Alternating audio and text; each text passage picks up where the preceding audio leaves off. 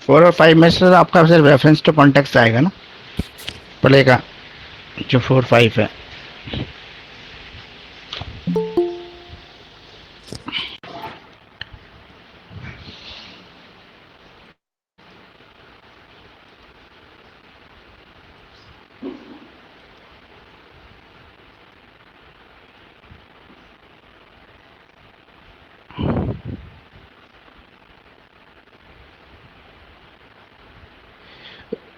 पहले हम क्या करेंगे, सेक्शन बी और सेक्शन सी इसको डिस्कस कर लेते हैं, क्योंकि ग्रामर के लिए तो कोई भी फिक्स नहीं है, कहीं से कुछ भी आ ही सकता है ग्रामर का, तो इसलिए ग्रामर का तो हम कह नहीं सकते कुछ भी, लेकिन अभी हम इसका कर लेते हैं। तो जो ये क्वेश्चन नंबर सेक्शन बी का जो क्वेश्चन नंबर 6 है, इसमें देखो 2022 का पेपर है, 2022 का पेपर अगर आपके पास है तो उसको भी खोल लो। तो यहाँ पे लिखा हुआ है explain the following lines with reference to context from the play prescribe in your course. मतलब इसको रेफरेंस टू कॉन्टेक्स्ट लिखना है। ये हमारा हिंदी में एक आता था, अगर आपने क्लास 10 तक हिंदी पढ़ी होगी तो हिंदी में आता था सब प्रसंग व्याख्या कीजिए। सब प्रसंग व्याख्या में हम क्या करते थे, पहले प्रसंग लिखते थे। प्रसंग क्या होता है हमारा, हम प्रसंग में ये लिखते थे कि ये लाइनें हमारी इस कविता से ली गई हैं जिसका लेखक या कवि जो है उसका नाम ये है। तो इसके अंदर भी आपको कुछ इस तरीके से करना है, ये भी रेफरेंस टू कॉन्टेक्स्ट है। इसमें भी आपको बताना है ये जो प्ले है मर्चेंट ऑफ वेनिस है, इसका जो राइटर है वो शेक्सपियर का है ना, merchant of Venice. Yes sir, William हाँ शेक्सपियर। हाँ, विलियम, इसका लिखना है विलियम शेक्सपियर का है ये। और ये जो लाइन लिखी हुई है देखो, ये पर लाइन को आप पढ़ेंगे हम। The quality of money is not strained, it's dropped as the gentle rain from heaven upon the place beneath, it is a twice blessed, it is blessed him that gives and him that take, this mightiest in the mightiest it become the throned monarch better than his crown। तो ये लाइनें आपको पढ़ के बताना है कि ये लाइनें कही किसने, प्ले के अंदर किसने बोली ये लाइनें। तो ये लाइनें पढ़कर आपको क्या पता लग रहा है किसने बोली ये लाइन्स जो है प्ले की।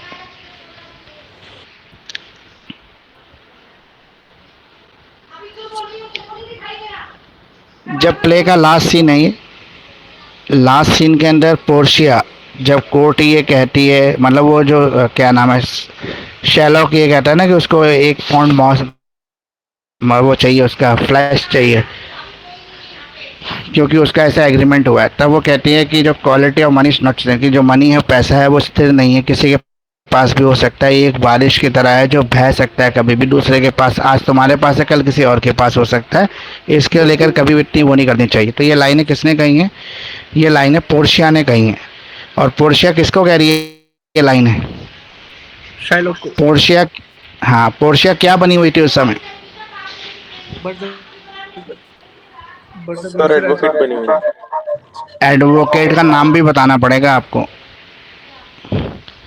आपको लिखना पड़ेगा Portia plays a role of, ये जो भी रोल था उसका, जो उसका क्या नाम था उसका जिसका, हाँ जो भी नाम था वो नाम आपको लिखना पड़ेगा इसके अंदर। और साथ में ये बताना पड़ेगा कि ये जो प्ले था ये शाइलॉक को लाइनें कही है, पोर्शिया सेड टू शाइलॉक, ऐसे लिखकर फिर इसकी लाइनें एक्सप्लेन कर देनी है आपको अपने सरल मीनिंग में। ये है रेफरेंस टू कॉन्टेक्स्ट जो आपको एग्जाम में आएगा 6 मार्क्स का।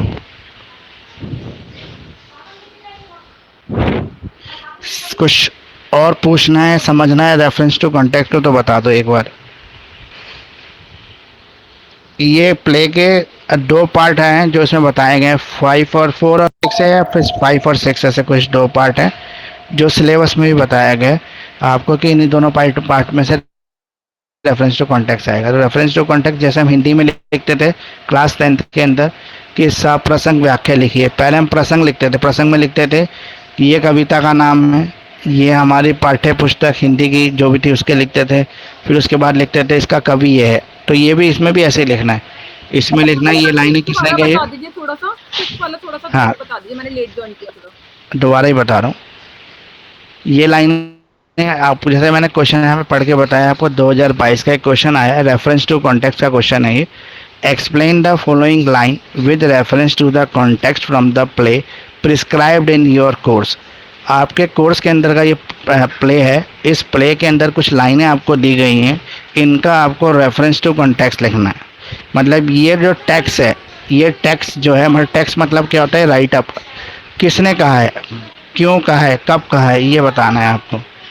तो अगर हम इसको पढ़ें ध्यान से तो हमें पता लगेगा कि ये लाइनें किसने कही है। तो हमने इस लाइन को पहले पढ़ा, the quality of money is not strained, it dropped on the gentle rain from the heaven upon the place beneath, it is a twice blessed and blessed him gives and that takes, this might in the mightiest it become the throned monarch better than its crown. तो ये लाइनें अगर हमने ध्यान से पढ़ेंगे तो हमें पता लगेगा ये लाइनें पोर्शिया ने कही थी। कब कही थी? जब शैलॉक ने कोर्ट के अंदर जज के सामने ये बोला कि मुझे 1 पॉइंट फ्लैश चाहिए उसका। किसका चाहिए? क्या नाम था उसका दूसरे कैरेक्टर का? एंटोनियो। शाइलोक। नहीं नहीं, शैलॉक किसका वो मांग रहा है फ्रेश फ्लैश? एंटोनियो। एंटोनियो का। तो उसके लिए कही थी पोर्शिया ने ये लाइन जज के सामने कि जैसे राजा भी है ना, राजा को अपनी किस्मत पे कभी घमंड नहीं करना चाहिए, क्योंकि राजा भी एक गरीब बन सकता है, कभी भी उसका जो मुकुट है, उसका राज है, वो जा सकता है उसके हाथ से। तो ये लाइनें आपको कैसे लिखने हैं, अब एग्जाम में कैसे लिखोगे आप? दिस लाइन्स, ठीक है, ऐसे लिखेंगे। दिस लाइन्स किसने बोली है ये? Said किसने by बोली है? Portia.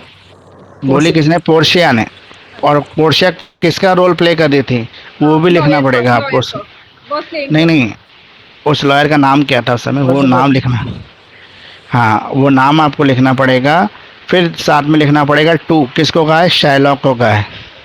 फिर उसके बाद इन लाइंस को अपने उसमें एक्सप्लेन कर देना। ये रेफरेंस टू कॉन्टेक्स्ट ऐसे लिखा जाएगा एग्जाम में, मतलब इन्हीं लाइनों को जर्नल साधारण भाषा में लिख देना। ये तो क्वेश्चन नंबर 6 हो गया आपका, जो मैंने समझा दिया वो किस तरह अटैम्प्ट करना है।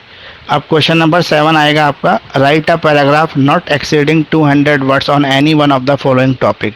अब जो सेक्शन बी में 3 क्वेश्चन आएंगे आपके, जैसे 3 क्वेश्चन हम देख रहे हैं, तो ये आ रहा है 6 question reference to context, 7 question आ रहा है पैराग्राफ, और 8 क्वेश्चन आ रहा है प्रीफिक्स। तो हम कोशिश करेंगे प्रीफिक्स को अटैम्प्ट करने की, क्योंकि प्रीफिक्स में मार्क्स पूरे मिलते हैं।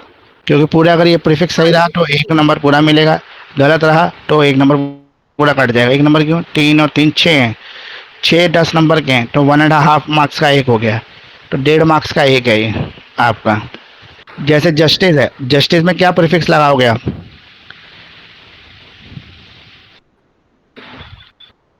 Sir Unjustice. अनजस्टिस सबसे आसान है, अनजस्टिस। सर ये प्रीफिक्स सर हेलो, होते कैसे हैं, मतलब पता नहीं मेरे को। मैंने आपको असाइनमेंट दिया था, उसमें भी बताया कि प्रीफिक्स होते क्या। प्रीफिक्स का मतलब है प्री करना, प्री में कुछ लगा देना ताकि उसका वर्ड का मीनिंग चेंज हो जाए। जैसे जस्टिस एक है, जस्टिस का मतलब होता है न्याय, इसके आगे हमने अन लगा दिया, अन क्या है? प्रीफिक्स है हमारा, अनजस्टिस बन गया ये। तो अनजस्टिस क्या होता है? अन्याय, मीनिंग चेंज हो गया। ठीक है, अब ये, तो सर हाँ बोलो। ये क्या नाम है, मतलब इनके रिलेटेड नहीं होने चाहिए ना, मतलब रिलेटेड हो जाए तो कोई दिक्कत तो नहीं सेम मीनिंग भी हो सकता है किसी कंडीशन में, लेकिन उससे बेटर या उससे कम, उसके मतलब एक इक्वल तो नहीं हो पाया कभी भी। अगर आप प्रीफिक्स लगा रहे हो तो कुछ ना कुछ तो चेंज आएगा ही। जैसे जैसे अगला है कोड, तो कोड का क्या लगाएंगे prefix? Uncode. D code, Decode. D code लगा देंगे। बैलेंस का? Unbalanced. अनबैलेंस। अंडरस्टैंड का?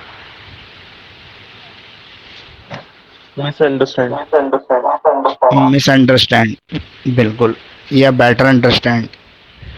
और स्टार? को स्टार। को स्टार। और कुछ स्टार का? को स्टार भी ठीक है, वैसे को स्टार भी हो सकता है।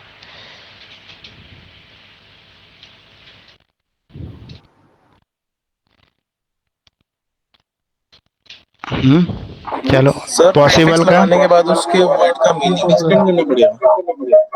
Impossible. प्रीफिक्स लगाने के बाद वर्ड का मीनिंग चेंज हो जाता है ऑटोमेटिकली। Possible का सर एक्सप्लेन भी करना पड़ेगा उसका मीनिंग। नहीं नहीं नहीं, एक्सप्लेन नहीं करना है, इसमें लिखा गया है सिर्फ प्रीफिक्स ऐड करना है।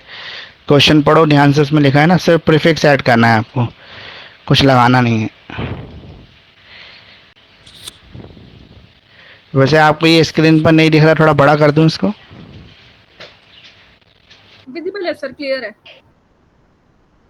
अब मैंने थोड़ा और बड़ा कर दिया इसको।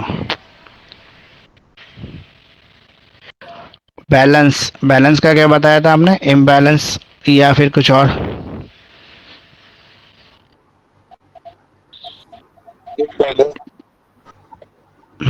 तो ये मैंने प्रीफिक्स आपको बता दिया। आप कोशिश ये करना कि जब एग्जाम में ये चीज़ें आए ना, तो आप सेक्शन बी में से अगर सेम आता है ऑप्शन, तो आप एक तो रेफरेंस टू कॉन्टेक्स्ट कर लेना, क्योंकि वो इजी है, मार्क्स मिल जा रहे हैं 10 में से 6 7 8 मिल जाते हैं आराम से।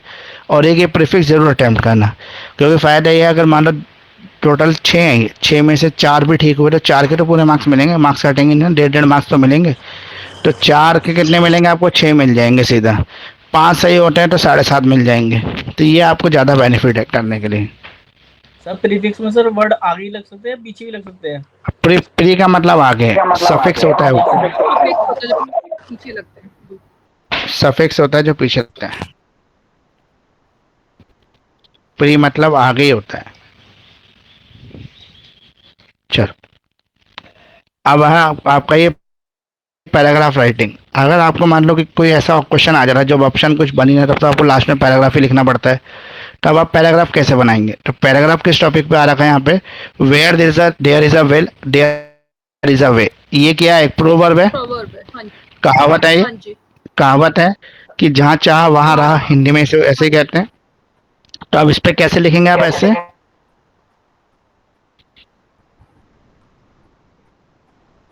सोच के बताओ मुझे, आप इसमें क्या लिख सकते हो?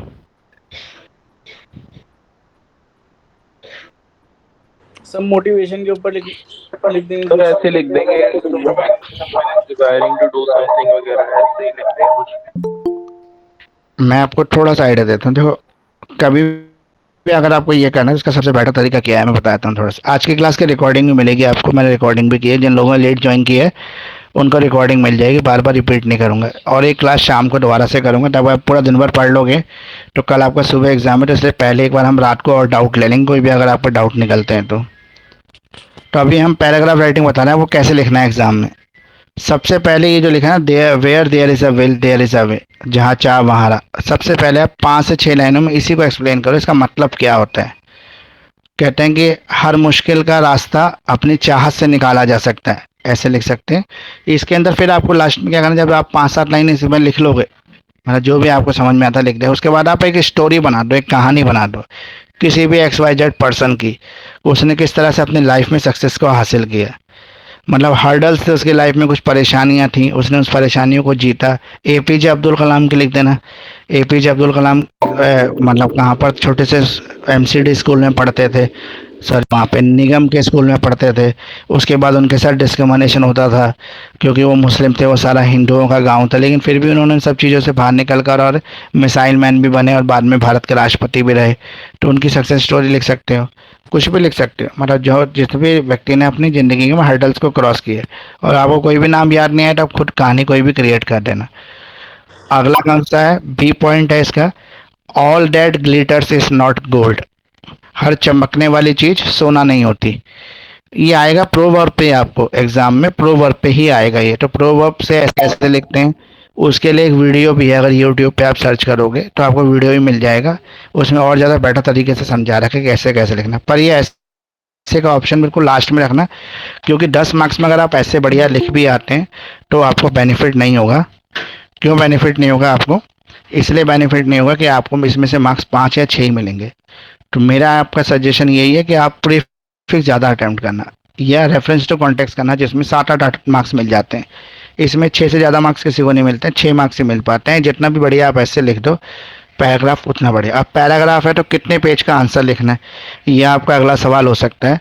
तो ये आपको लिखना है कम से कम 1 से 1.5 पेज का। अब आपके जो पेज है ना वो 32 शीट नहीं आएंगे एग्जाम में, 28 शीट आएंगी, क्योंकि जिन बच्चों के कल एग्जाम थे उन सबके पास 28 शीट आएंगे, तो आपके पास भी 28 शीट आएंगी। ऐसे क्यों सर, क्यों कम किया? अब ये CCS का डिसीजन उन्होंने कम कर दिया, लेकिन इंग्लिश के। सर मुझे एक चीज पूछनी है। बोलो बोलो। सर क्या कहते हैं कि इसमें ऑप्शन ही आएगा ना, ये जो पैराग्राफ राइटिंग है?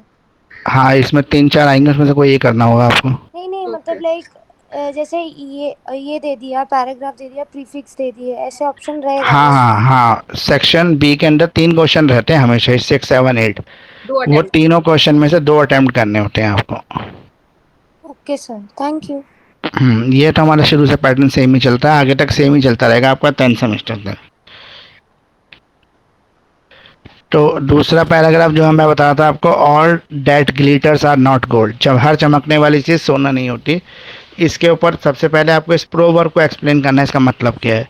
फिर इसमें भी कोई एक कहानी स्टोरी बना के आपको लिख के पैराग्राफ कंप्लीट कर देना है। अगला है an ideal brain is a devils workshop. खाली दिमाग ये क्या है? शैतान का घर होता है। हाँ, तो ये सब प्रोवर्ब्स हैं, कुछ भी आ सकता है, लेकिन आपको ये अटेम्प्ट नहीं करना है एग्जाम में। कितना अच्छा भी लिख दोगे तो 6 मार्क्स से ज़्यादा नहीं मिलेंगे। आपको प्रीफिक्स जरूर अटेम्प्ट करना है, क्योंकि 6 आएंगे, 4 तो आपको आते ही होंगे, 4 नहीं आते होंगे, 3 आते होंगे, 5 आते होंगे, उतने मार्क्स तो कंफर्म रहेंगे आपके, पक्के हो गए। 1.5 मार्क्स का एक है। मार्क्स आते ही नहीं।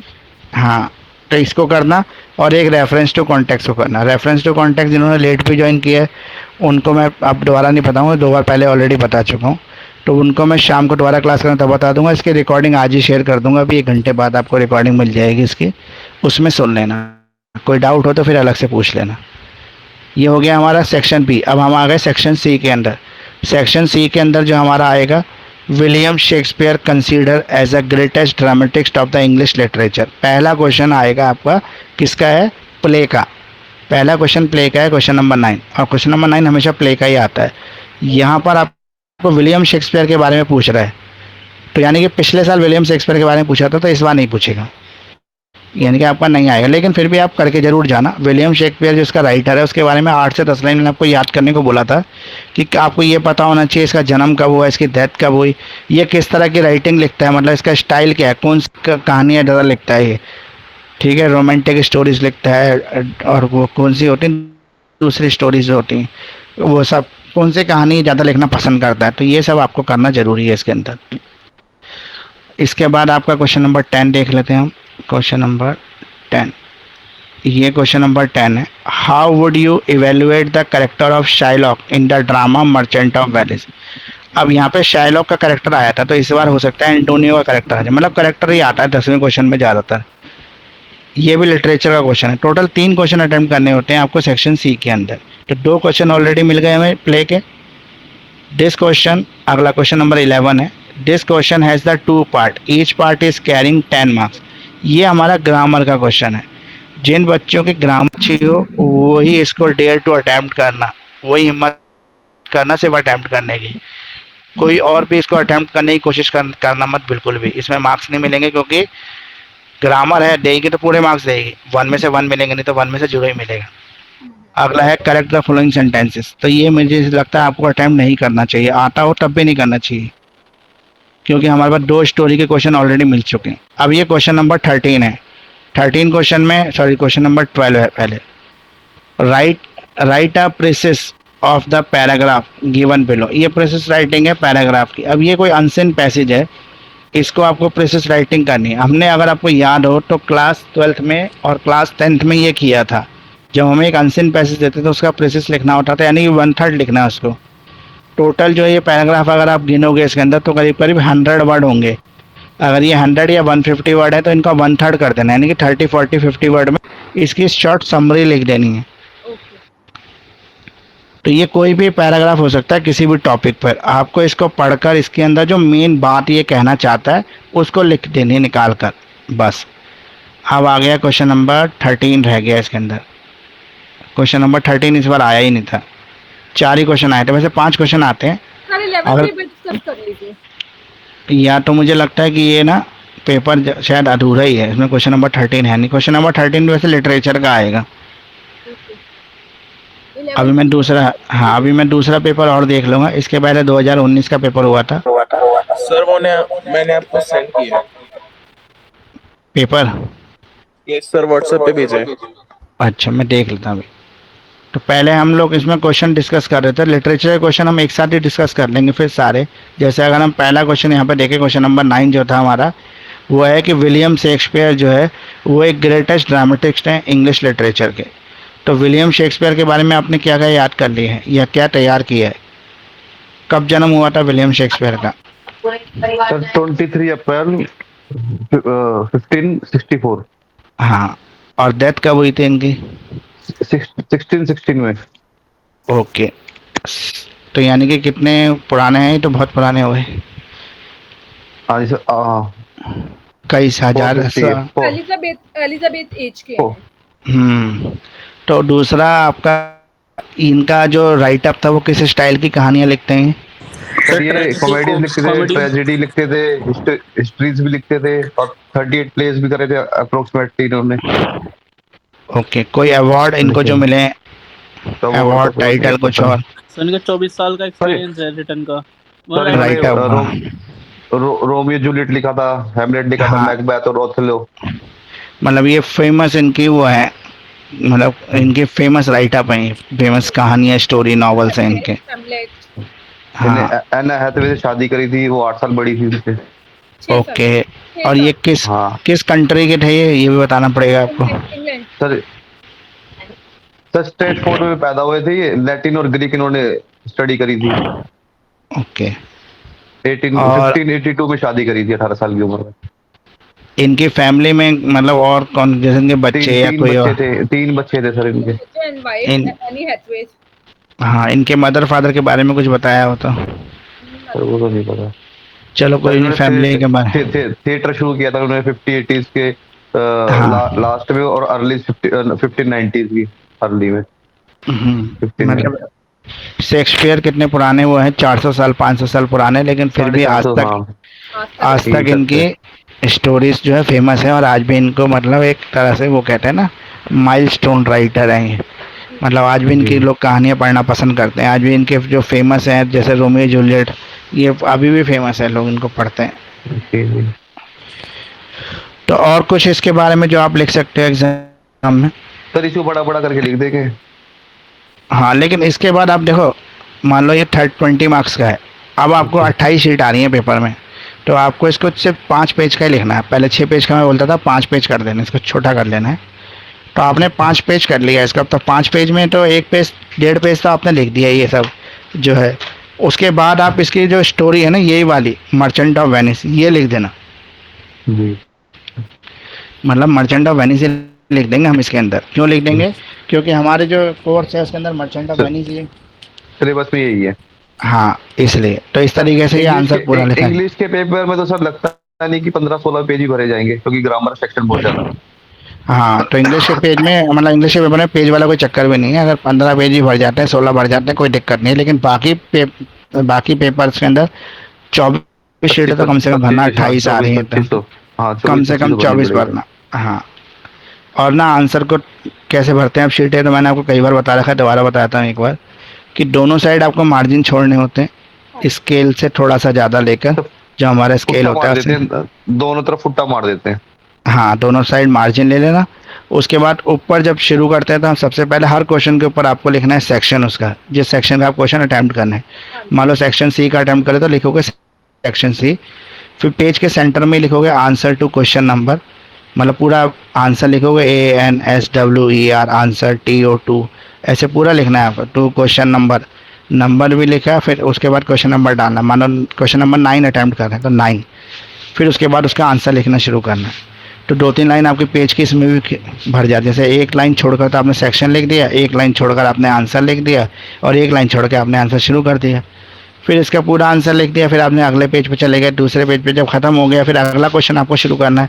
तो फिर आप लिखोगे सेक्शन जो भी है वो, question number, answer to question number. फिर आपने मान लो सेक्शन सी का ही लिखा तो सेक्शन सी, अगेन लिखा आपने आंसर टू क्वेश्चन नंबर 10, फिर 10 लिखना शुरू कर दिया। अब मान लो कि हमारा पेपर यही है 2000। सर एक ही आंसर में, सर बार बार आंसर में लाइंस बीच में, do we need to leave lines between, मतलब नहीं, ऐसा मत करना। अच्छा। अगर आपने एक एक पैराग्राफ में लाइनें छोड़ी तो एग्जामिनर ये समझ जाएगा कि आपका जो मोटिव है शीट भरने का है। ओके, ठीक है। आपको ऐसा नहीं करना। आपको जितनी लाइन आपको मैं समझ पाया था, दोबारा से बता देता हूँ। आपको हर क्वेश्चन के ऊपर लिखना है उसका सेक्शन। हर क्वेश्चन, जब भी नया क्वेश्चन अटेम्प्ट करोगे पहले सेक्शन लिखोगे, हर क्वेश्चन के ऊपर उसका सेक्शन आना चाहिए। क्लियर? कि और कुछ? मान लो कि आपने क्वेश्चन नंबर 8 अटेम्प्ट किया, क्वेश्चन नंबर 8 सेक्शन बी का है, तो सबसे पहले आप लिखोगे सेक्शन बी, उसके नीचे लिखोगे, सेंटर में लिखोगे answer to question number 8। Answer मतलब पूरा लिखोगे ANSWER answer, TO2QUSTION question, NUMBER। ये पूरा भी लिख सकते हो, छोटा भी लिख सकते हो, NO भी लिख सकते हो। फिर लिख दो क्वेश्चन 8, 8 मतलब काउंटिंग वाला 8 लिख दो। फिर एक लाइन छोड़ के आंसर लिखना शुरू कर दो। क्लियर है आदित्य? यस सर, क्लियर है। हर बार लिखना है आपको सेक्शन, हर बार। इससे एग्जामिनर को ना इजी रहता है, और जितना एग्जामिनर के लिए इजी होगा उतना आपके लिए फायदा रहेगा। हमें आपको कुछ कह रहे हैं? सर 11th क्वेश्चन एक बार डिस्कस कर लीजिए फिर भी, ग्रामर वाला 11। ग्रामर वाला हमें अटेम्प्ट नहीं करना। इसमें नाउन है, एग्जेक्टिव है, वो सब आपको डिटेल में जब तक पता नहीं होगा ना, मतलब जब तक आपकी ग्रामर 10th तक की ठीक ना हो, अच्छी ग्रामर ना हो, तब तक आपको कोई फ़ायदा नहीं इसको अटेम्प्ट करने का। तो मुझे लग रहा है मैं कर पाऊंगी। नहीं, आप कर पाएंगे तो पर्सनली आप कर सकते हैं इसको, हाँ जी। लेकिन जब भी अटेम्प्ट करना जब आपको पूरा कॉन्फिडेंस हो। जी जी जी जी। अभी सर जो इसमें अभी जो आपने क्वेश्चन पेपर सामने खोला हुआ है, इसमें जो हाँ फर्स्ट पार्ट है वो तो I am able to do that sir. हाँ, कोई बात नहीं। सर मैंने जो आपको 2019 वाला क्वेश्चन पेपर भेजा है उसमें आरटीसी बता दो एक बार। बता रहा हूँ, वही बता रहा हूँ, लेकिन मेरा भी सिस्टम थोड़ा हैंग हो गया है लैपटॉप का, ये पेपर यहीं पे अटक गया है।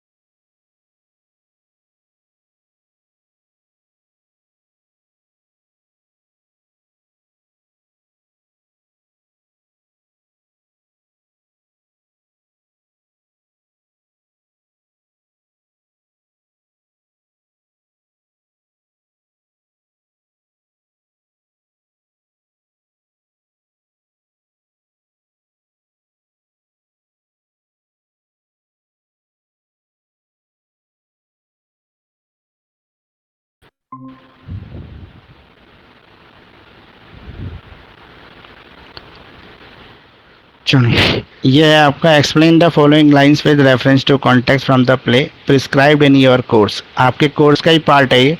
There is something else, the bond, both होना चाहिए, both give thee, they here no jot of blood, this word expressly are the proud of flesh, नहीं sorry, a pound of flesh, take the they bound, take the they pound of flesh, but in the cutting it, आगे कहाँ है इसका, आगे करना एक बार,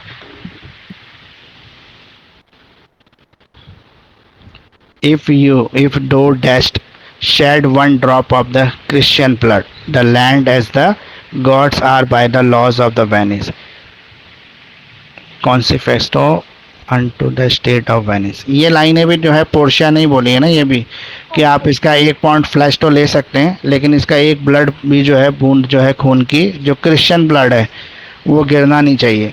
अब ये क्रिश्चियन वर्ड इसलिए बोला गया है क्योंकि शाइलॉक जो था ज्यूस था और यहाँ पे अधिकतर ज़्यादा आबादी जो थी वो क्रिश्चियंस की थी और जो मजिस्ट्रेट था वो भी क्रिश्चियन था, तो इस वजह से ये लाइन इसने यूज़ कर दी थी, उसके अंदर जोड़ दी थी ताकि इसको एक सांप्रदायिक मतलब उसको धर्म का रंग देना जरूरी था, उसको ऐसा लग रहा था ताकि वो सिंपैथी क्रिएट कर सके। तो कहते हैं कि हाँ बिल्कुल ऐसा एग्रीमेंट हुआ था कि आप जो है इसका 1 पॉइंट फ्लैश ले सकते हैं, लेकिन इसके एक खून की एक भी बूंद जो है वो धरती पर नहीं गिरेगी। क्यों? क्योंकि आपने ऐसा कोई एग्रीमेंट किया ही नहीं है, इसके खून की भी आपको ज़रूरत है, सिर्फ आपने फ्लैश का एग्रीमेंट किया हुआ है। तो ये लाइन किसने कही है? ये लाइन भी सेम ही है कि पोर्शिया ने कही है, और पोर्शिया उस समय क्या बनी हुई थी?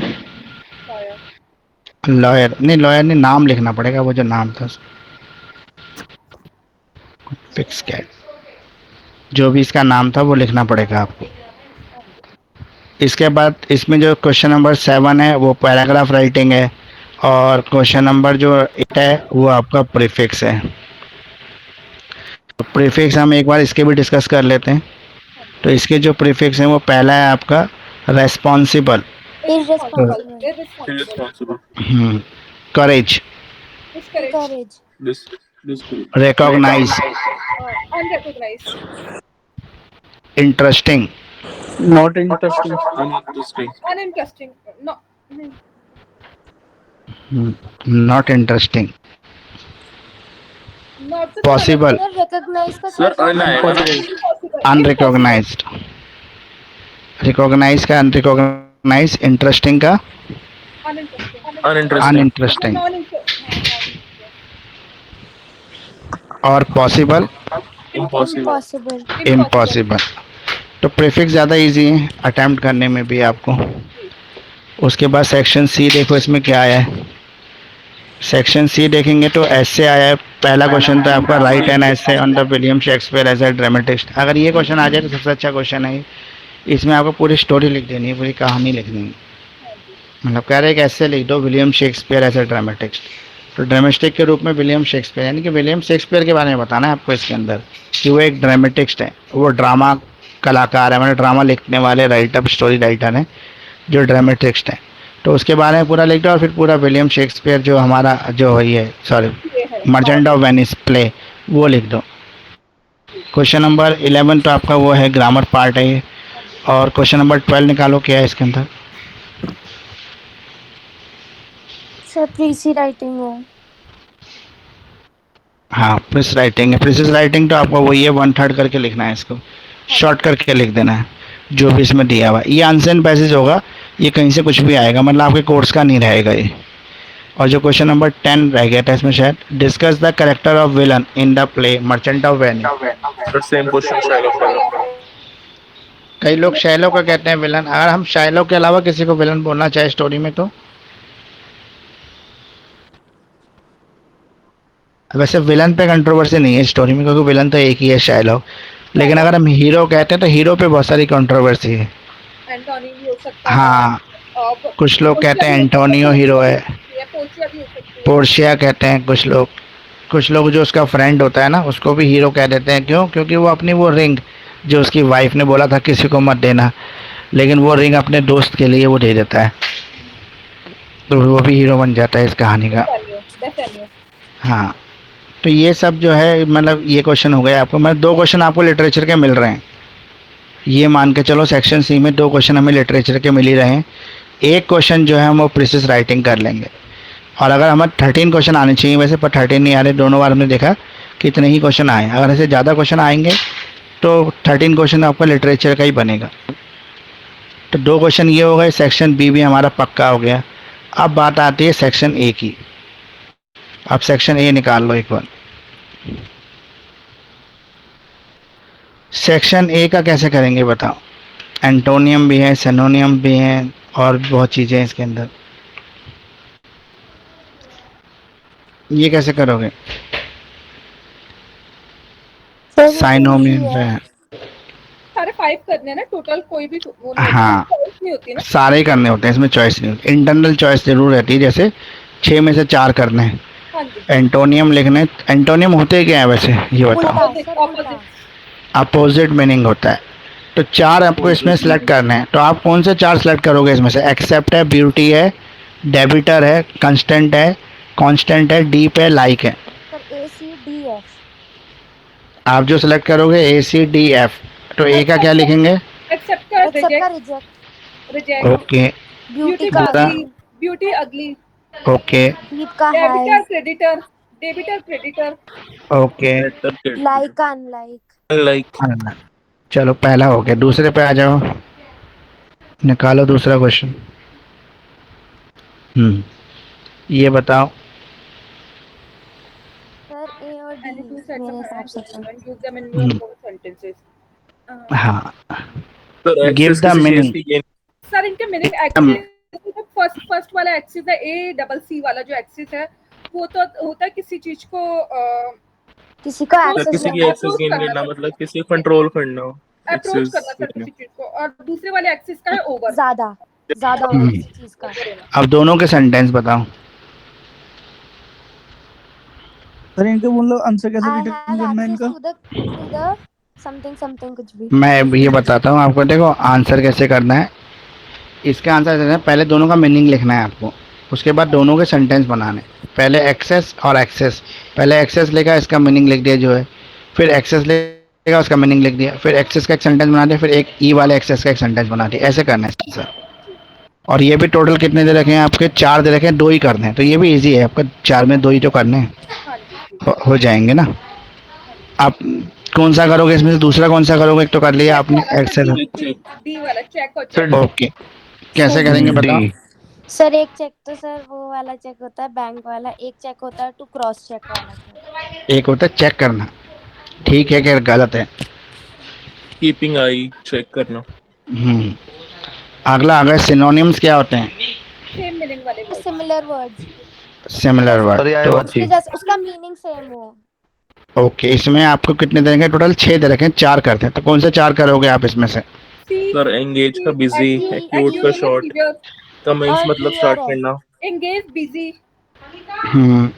कमेंस स्टार्ट करना। ओके। रिजेंटमेंट तो इरिटेशन होती है सर। हाँ, अब मेरी बात सुनो, आप इसमें लिखना है आपको सिनोनिम्स, तो सेम मीनिंग वाला लिखना है ना इसमें, तो मीनिंग सेम। हाँ, तो सेम बताया आपने। Yes sir. Abandon means left behind. Okay, अब आ जाओ क्वेश्चन नंबर 4 में। Change the form of any 4 words, इनमें से किसी 4 वर्ड्स की फॉर्म को चेंज करनी है, as instructed against them in the bracket, जो ब्रैकेट में दिया गया है उसके अकॉर्डिंग करना है आपको। पहला इसमें क्या आ रहा है? एडवाइस, जिसे एग्जेक्टिव के अकॉर्डिंग चेंज करना है। एडवाइजेबल। एग्जेक्टिव का मतलब क्या होता है? Quality, quality of noun. हाँ, जो क्वालिटी बताए वर्ड की, क्या क्वालिटी है, ठीक है। अगला है क्लास, इसको वर्ब के अकॉर्डिंग चेंज करना है। वर्ब होती है क्रिया, क्रिया के अकॉर्डिंग चेंज करना है इसको। क्लासिफिकेशन। तो ये आपको कितने करने हैं? 4 करने हैं, टोटल आएंगे 6, वो 4 कर लेंगे। और एक क्वेश्चन रह गया अभी, इसका और निकालो कौन सा है इसमें।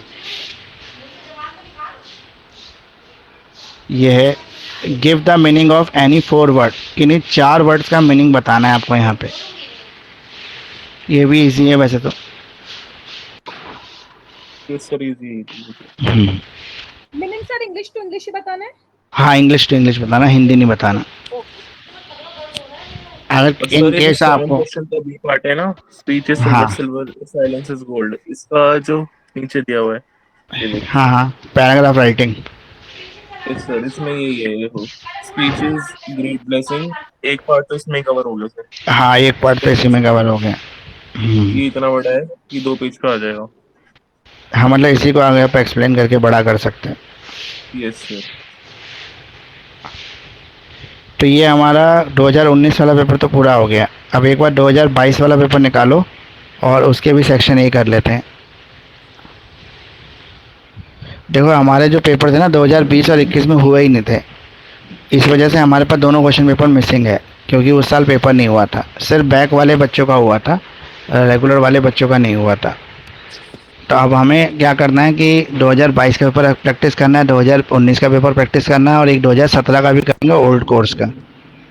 2017 का वैसे ओल्ड कोर्स का है, लेकिन फिर भी हम उसको कर लेंगे।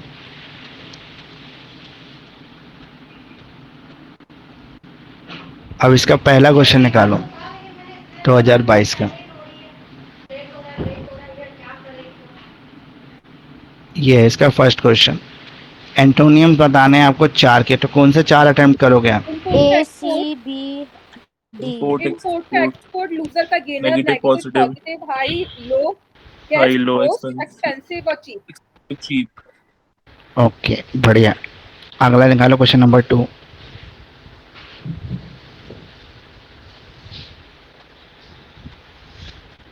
ये बताओ। एक्सेप्ट वाला फिर sir A B right C आता है इसमें से मेरे को बस। सारे हो जाएंगे फिर। सारे हो जाएंगे। इसमें से 2 ही करने हैं, बस सारे नहीं करने, 2 ही करने हैं। सिर्फ 2 करने हैं, उनका मीनिंग लिखना है और साथ में उसके सेंटेंस बनाने हैं, ठीक है। अगला क्वेश्चन नंबर 3 जो है सिनोनिम्स लिखने हैं किसी 4 के, तो कौन से 4 करेंगे? A loyal, faithful, amazing, okay, B amazing, surprise, surprising.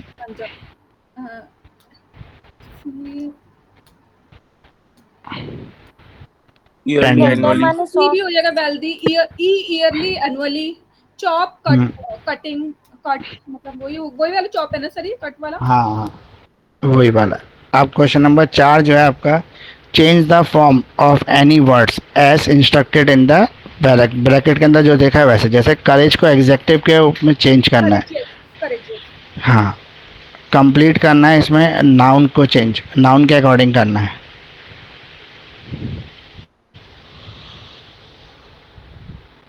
Sir क्या होगा कंप्लीट करना उनको? कंप्लीशन। सर मेरे को तो ये वाला क्वेश्चन नहीं आएगा।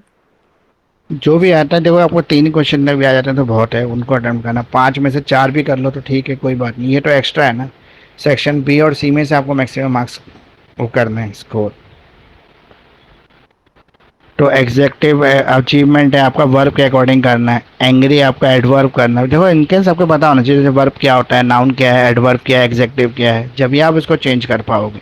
और बेसिकली इसमें ज़्यादा मेहनत अभी करने की ज़रूरत नहीं है, क्योंकि जिनकी ग्रामर अच्छी है वो तो कर ही लेंगे इसको, लेकिन जिनकी ग्रामर थोड़ी बहुत वीक है वो इसको अटैम्प्ट कर लें, एक बार रिस्क के बेसिस पर आ जाए तो ठीक है, नहीं तो कोई बात नहीं।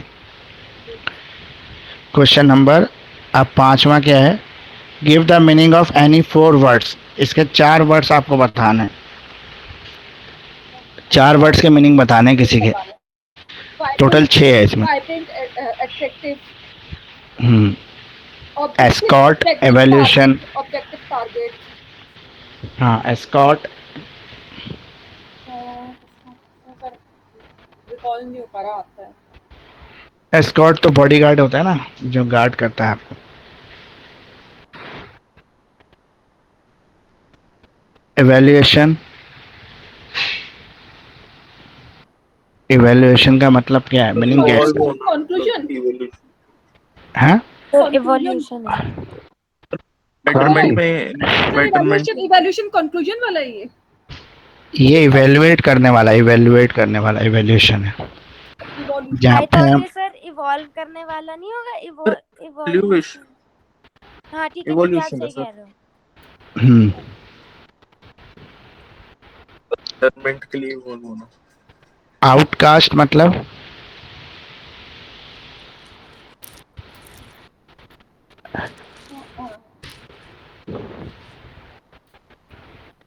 सर कास्ट मतलब ये वो तो नहीं है जो Out क्या नाम है of स्टाफ leave. के बारे में?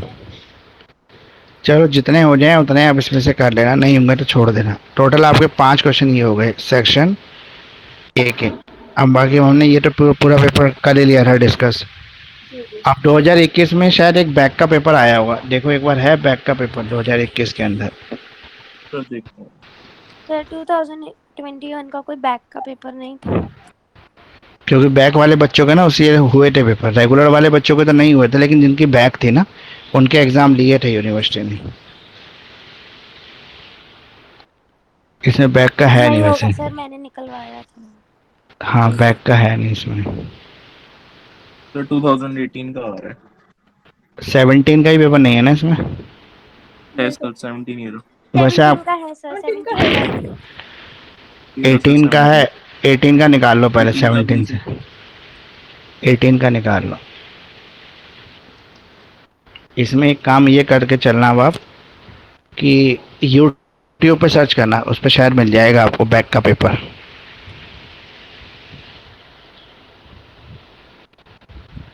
तो सेक्शन है ये।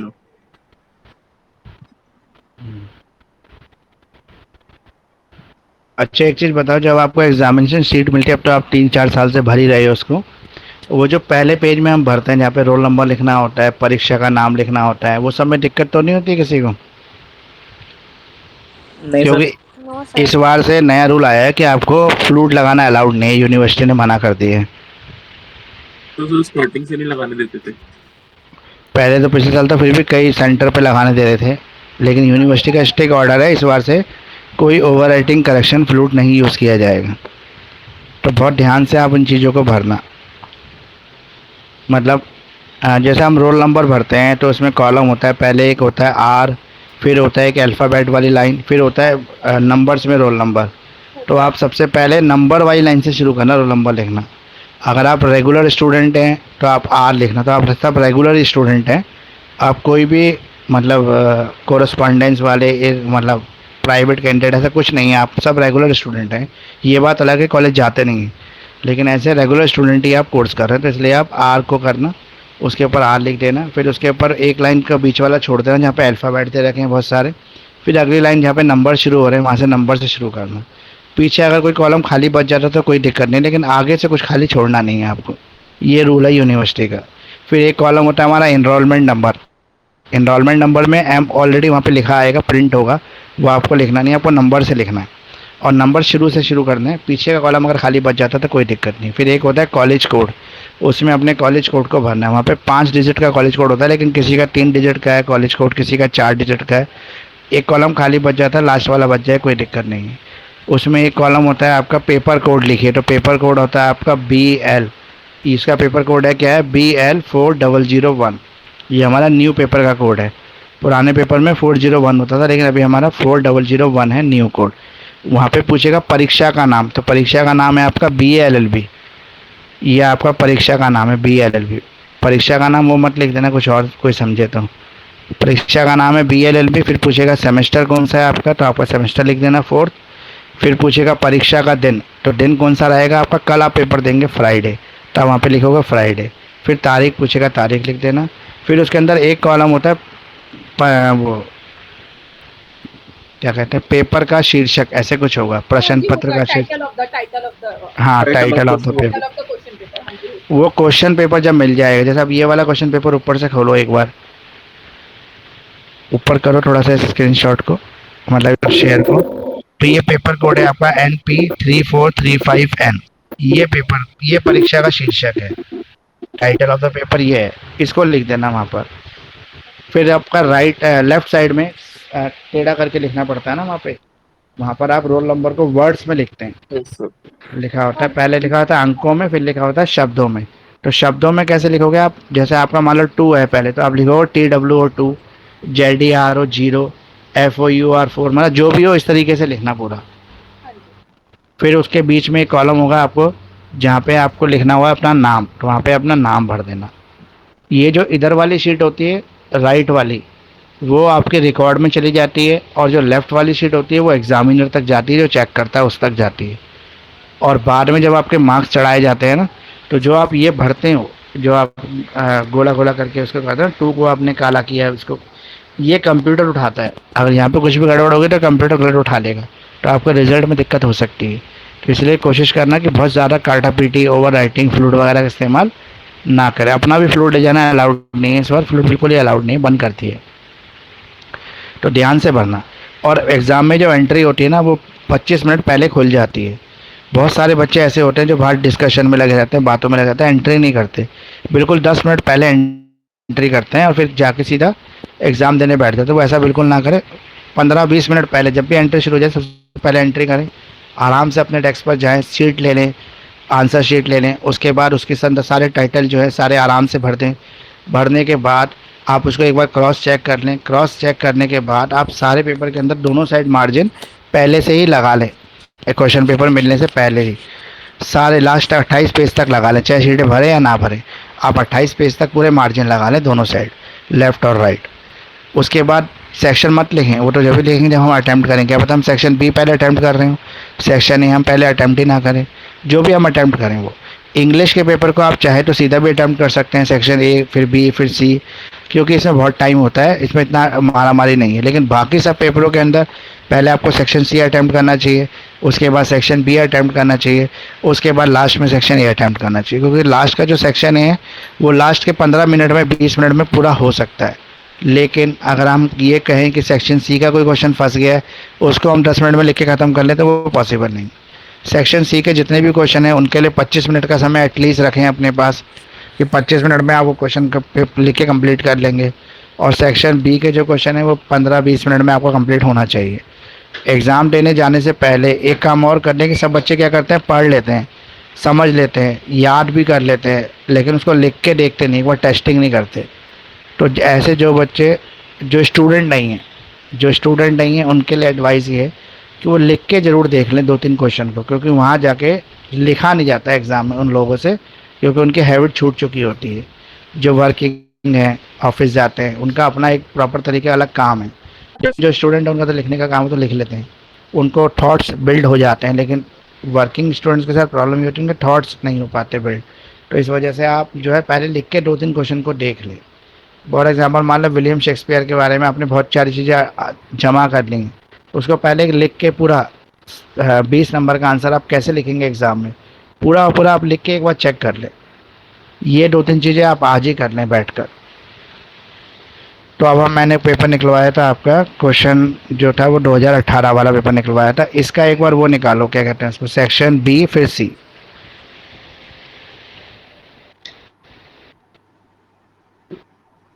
ये पुराने सिलेबस का पेपर है वैसे, लेकिन फिर भी काफ़ी कुछ तो मैच करता ही होगा इसमें। जैसे रेफरेंस टू कॉन्टेक्स्ट है पहला क्वेश्चन, ये पढ़ के ज़रा बताओ कि कौन कह रहा है इन लाइंस को।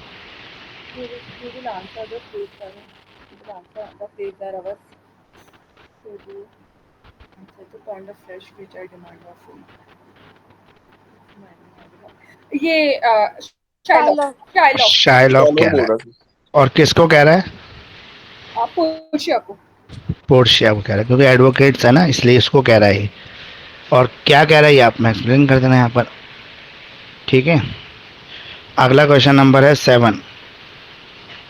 पहले ऐसे लिखना जरूर इसमें, these lines are taken from our क्या कहते हैं course play Merchant of Venice. फिर उसके बाद लिखना स्पीकर ऑफ दिस लाइन्स जो भी है वो, और किसको कह रहा है वो। पोर्शिया सेड टू, किसको कह रही है वो लिख देना उसका नाम, शाइलॉक या शाइलॉक सेड टू पोर्शिया। इस तरीके से लिखना रेफरेंस टू कॉन्टेक्स्ट। जैसे हम हिंदी में लिखते थे ना, 10th क्लास तक हिंदी पढ़ते तो उसमें लिखते थे प्रसंग और व्याख्या लिखिए, ऐसा लिखने को आता था, वही सेम वही चीज़ है। फिर आपका ये paragraph writing, no pain no gain, a rolling stone gathers no moss, where there is a will there is a way. अब ये नो पेन नो गेन मतलब बिना लॉस के प्रॉफिट नहीं होता, नहीं लॉस नहीं है, नो पेन नो गेन, बिना कोई कुछ नहीं मिलता, कुछ ऐसे ही है सर ये। हाँ मतलब बिना सरदर्दी के कुछ कमा नहीं सकते, हाँ, ये तो कैसे वही है। समझ। अगला है a rolling stone gathers no moss, ये क्या है। रोलिंग स्टोन पे लाइक मिट्टी नहीं चढ़ सकती क्योंकि वो मूविंग होता है। हाँ मतलब उसका पैंदा नहीं होता, ये कहते हैं जब उसका पैंदा नहीं होगा वो टिकेगा नहीं ना, एक जगह स्थिर नहीं रह सकता, वो लुढ़कता ही रहेगा, जैसे कहते हैं थाली का बैंगन। Where there is a will there is a way, जहाँ चाहा वहाँ रहा, बिन पैंदे का लोटा। हाँ वही कहावत है। अब ये प्रीफिक्स वाला डिस्कस कर लो एक बार। जैसे सर, एक चीज आपका, पूछ रही थी, हाँ जी, चलो वो जो पोर्शिया जो लॉयर बनी थी उसका नाम क्या था। वो नाम ना अभी इन्होंने बताया बच्चों ने, क्या नाम है उसका, मैं भी कंफ्यूज हो रही हूँ, मुझे भी नाम बर्जर करके कुछ था। हाँ, हाँ? वो उसका कोई कजन ब्रदर होता है जिसका नाम वो यूज करती है, लेकिन वो आपको पता होना चाहिए नाम, तो उसको उसका नाम कर तो लेना नहीं आ है। रहा था ना, नाम नहीं मिल रहा था उसका ना। नहीं, नाम है उसका, नाम है शायद, मैं ध्यान नहीं आ रहा मुझे नाम नहीं था उसका। प्ले में नाम है उसका। तो प्ले नहीं पड़ा ना, क्योंकि गूगल पे देख रहा। जब जज जो होता है, ड्यूक होता है, वो बोलता है उसका उनका नाम लेके बोलता है कि आप प्रोसीडिंग स्टार्ट करो। हाँ, वेयर इज द लॉयर, मुझे नाम लेता है अभी उसका। मैं आपको शाम को क्लास लूंगा ना दोबारा से एक बार पूछने के लिए कैसे तैयारी है आप सबकी, रात को लेंगे 9 बजे, तो उसमें मैं आपसे बता दूंगा, एक बार मैं ढूंढ के रखूंगा उसका नाम, मुझे भी एग्जैक्ट अभी याद नहीं। मिल नहीं रहा था सर, इसलिए पूछ रहा था। नहीं, मिल जाएगा मिल जाएगा, वैसा वो नहीं। एक मिनट होल्ड करना।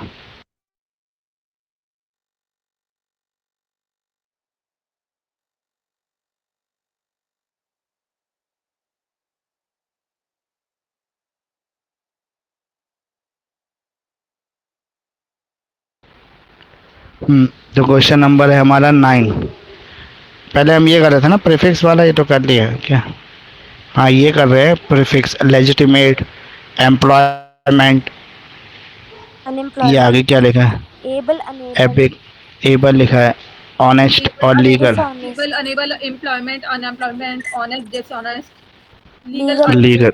Illegal, illegal. चलो, अब ये सेक्शन सी आ गया।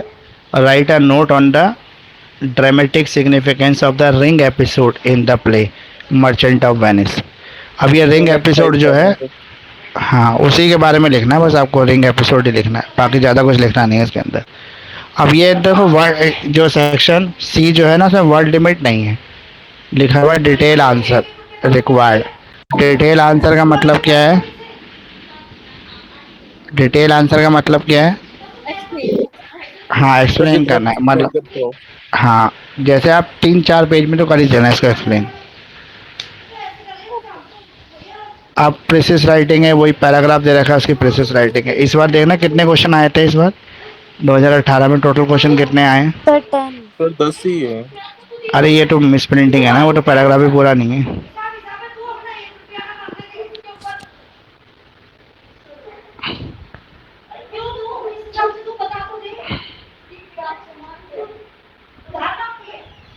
तो पैराग्राफ जो है, पैराग्राफ जो है ये इनकम्प्लीट है, ये पेपर इनकम्प्लीट है, ये 10 ही क्वेश्चन नहीं होंगे, 13 क्वेश्चन होते हैं, वैसे टोटल 13 होते हैं, पर पिछली बार में देखा तो 12 क्वेश्चन थे, क्योंकि 3 क्वेश्चन अटेम्प्ट करने होते हैं सेक्शन सी में, 2 ही क्वेश्चन थोड़ी ना आएंगे। लिखा भी है ऊपर आंसर एनी 3 क्वेश्चन, तो ये इनकम्प्लीट पेपर है। तो अभी ये आज की क्लास का यहाँ पे सुबह की मॉर्निंग क्लास तो हो गई कंप्लीट। कोई डाउट है आपके तो बताओ इसके अंदर, बाकी अभी तो मुझे लगता है